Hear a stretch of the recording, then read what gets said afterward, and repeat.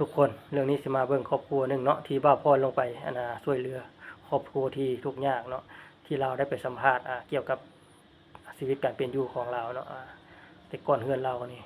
หลังก็บ่มีหลังคาก็บ่มีเนาะแบบคืออยู่เถียงนาแหละแต่ว่าเฮือนก็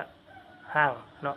มันก็บ่ซ้ำว่าเฮือนเนาะพี่น้องเอ้ยเขาว่าตูบหรือว่าเถียงเนี่ยเนาะแต่มันก็บ่มีเฮาหลังคานะแล้วบ่าวพรก็เลยลงไปเนาะติดตามแต่ตลอดจนได้เฮือนเป็นหลังเดี๋ยวเฮาไปเบิ่งการสัมภาษณ์ของเราก่อนแล้วจึงมาสรุปกันว่าเป็นจั่งใดหลายๆคนก็ว่าเจ้าขี้ข้านเจ้ามีความรู้สึกจังได๋อยากบอกขี้คร้านเลยเฮาก็บ่มีก็ว่าขี้คร้านก็ไม่แฮนแหละนะมันมีอยู่ได้ขี้คร้าน บ่ได้เครียดบ่ได้หยังเขาเจ้าบอกเขาเจ้าว่าเจ้าขี้ข้าน บ่เฮาบ่ได้เว้าโมเว้าว่าขี้คร้านก็แม่นละเฮาขี้คร้านอีหลีเฮาบ่มีอีหยังก็บ่มีโมเว้านั่นใดก็เฮาบ่หายสิเว้านั่นใดก็เว้าหลอด ถ้าตัวใดมันเป็นความจริงแล้วเจ้าบ่ให้บ่ บ่ก็บ่หายโมสิเว้าจังไดก็เว้าในนี่ก็เว้าหลอดเว้าแบบซึ่งหน้านี่ว่าเจ้าขี้คร้านก็เว้าหลอดเฮาบ่หาย บ่ให้บ่ บ่ เหตุผลที่บ่ให้เป็นเพราะอีหยัง เหตุผลที่บ่หายว่าเฮาอีหยังก็บ่มีอีหยังก็บ่มีเงินก็บ่มีงัวควายก็บ่มีข้าวสิกินก็บ่มีหมู่เว้าจังไดก็เว้าเฮาข้าวบ่มีหันเฮามีนี่หมู่เว้าโอ้ก็อยากหายคือกันแหละนี่ แบบนี้นะ เหตุผลเป็นแบบนี้เนาะ โดโหย อันนี้ หันเฮามีนี่เงินก็มีข้าวกินก็มีเฮือนก็มีหมู่ไปเว้าโอ้ อยากให้ อยากหายรถอันนี้ก็เฮาบ่มีก็หายบ่เป็นแหละจะได้สิหาย เหตุผลของเจ้าแบบนี้เนาะ โดย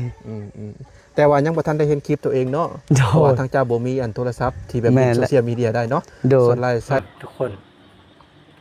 ก็สมคือว่าเราขี้ค้านเนาะขี้ค้านเพราะอยากมีอยากได้พี่น้องคนแนวนี้ก็มีพี่น้องก็บ่มีแล้วนะตัวขี้ค้านเนาะยังบ่ไปซอกไปหามีเหือมีแห้งบ่เฮ็ดหยังเซิงแต่ที่มีได้ลูกร่างลูกไหลเนาะสิมีหยังสิกินขี้ดินร้อนนั่นแหละต่อไปอันนี้ถ้าบ่มีคนมาช่วยนี่ก็โพดโพความคิดนะเนาะงึดตายพี่น้องเอ้ยคนเฮานี่ก็โพดว่าโพก็สมชื่อว่าขี้ค้านแท้ขี้ค้านจนบ่ได้ดีอย่างนี้นะเนาะคนเฮาเนี่ยนี่ก็มีเนาะขี้ค้านได้ขี้ค้านว่าจนบ่ยังเฮ็ดหยังเนาะสุดท้ายยังได้ดีเสยค่อยก็งึดนำเนาะเป็นอันนี้คนเฮาก็ยังช่วยเนาะแม่นบ่เขาเจ้าช่วยก็ช่วยหยังย้อนหยังฮู้ว่าเนาะเขาอีต้นสงสารซื่อๆเด้สงสารลูกสงสารเมียเราแหละคือเบิ่งแม่เราเอานะขี้ค้านอีหลีเห็นบ่ปานนั้นยังได้ดีเสยทุกคนเอ้ยคนเฮานะเดี๋ยวนี้ก็มีเสยเนาะผู้ช่วยเขาก็ช่วยเอาบุญซื่อๆเด้อช่วยเจ้าได้แต่ครั้งเดียวนี่เด้อค่อยบอกให้เด้อเขาบ่ได้ช่วยเจ้าตลอดไปได้ฮู้ว่าตัวเองขี้ค้านก็ฮู้จักได้เนาะอย่างใดมันมีอยู่ไม่กินนะไม่ใช่น้อยจะตายย้อนขี้ค้านนั่นล่ะบ่พาลูกพาเมียจ้องเนาะเขาอีตนลูกตนเมียซื่อๆเขาจังสิช่วยเจ้านี่นะมีเหือมีแห้งอยู่ดอกคนสำนี้เนาะตัวจริงเนาะเหือแห้งก็มีคนสำนี้นะก็โพดโพอะไรก็ดีคานให้กับคานว่าเนาะ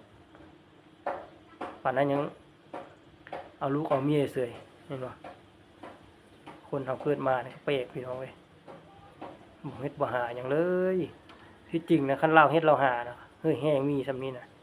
บ่อึดก็เวียกนะมันเขาเจ้าอันน่ะเด้รับงานได้กรรมกรเด้เขาเจ้าอยากได้คนงานอยู่เด้เห็นบ่ก็ไปแล้วแม่เห็นบ่ไปเฮ็ดเปียกกรรมกรนะมื้อนึงบ่ต่ำละลด 300,000 400,000นะแต่ละเดือนเจ้าก็ได้บ่ลดเด้9ล้าน10ล้านนั่นบ่หากใครอยู่ใครกินออกเจ้าก็ยังเหลืออยู่แล้วนี่ประมาณ 5-6 ล้านเนาะแต่ละเดือนเนาะนี่อันนี้รถอีหยังอยู่แต่ในบ้านหั่นขี้คร้านแท้มีเฮ้ยมีแห้งแล้วบ่เฮ็ดหยังเฮ็ดแต่มีหั่นได้รุ่นร่างรุ่นไหลมีตัวลูกได้บ่หิงหายอะไรก็ดี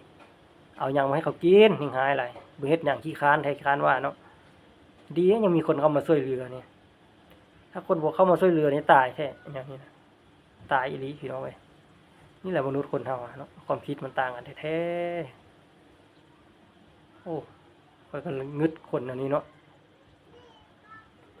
บ่เฮ็ดบ่หาแต่ว่ายังได้ดีผู้เขาเฮ็ดเขาหาแท้ๆน่ะจนสิล้มสิตายนะบ่พอมีโอ้ยจังแม่นบุญมันเลยพี่น้องเอ้ย